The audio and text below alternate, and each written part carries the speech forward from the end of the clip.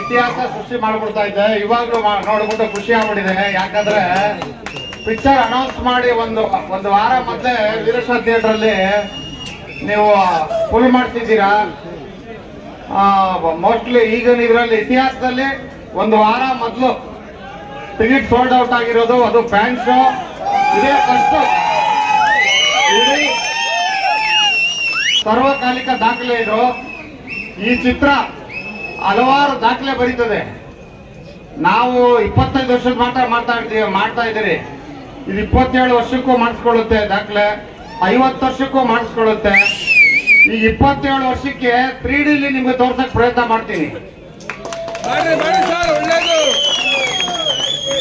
ಆಮೇಲೆ 27 ವರ್ಷಕ್ಕೆ ಇನ್ನೇನು ಟೆಕ್ನಾಲಜಿ ಬರುತ್ತೆ ಅದ ಅಳವಡಿಸ್ತೀರಿ.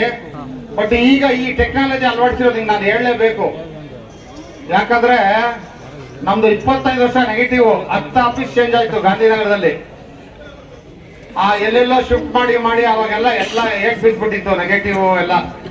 40 ಪ್ರಿಂಟ್ ಇತ್ತು ಆವಾಗ ನಮ್ದು ಸೂಪರ್ ಹಿಟ್ 99 ರಿಲೀಸ್ ಮಾಡಿದಾಗ. ಆ ಪ್ರಿಂಟ್ಗಳಲ್ಲಿ ಒಂದೊಂದು ಫ್ರೇಮು ತಗೊಂಡು ಯಾವ ಫ್ರೇಮ್ ಎಫೆಕ್ಟ್ ಆಗಿದೆ ಅದನ್ನೆಲ್ಲ ಇದು ಮಾಡಿ ಎಲ್ಲೂ ನಿಮ್ಗೆ ಪಿಕ್ಚರ್ ನೋಡ್ತಾ ಇದ್ರೆ ಇದೇ ಇವತ್ತು ನೋಡ್ದಂಗೆ ಹೊಸ ಟೆಕ್ನಾಲಜಿ ಇದು.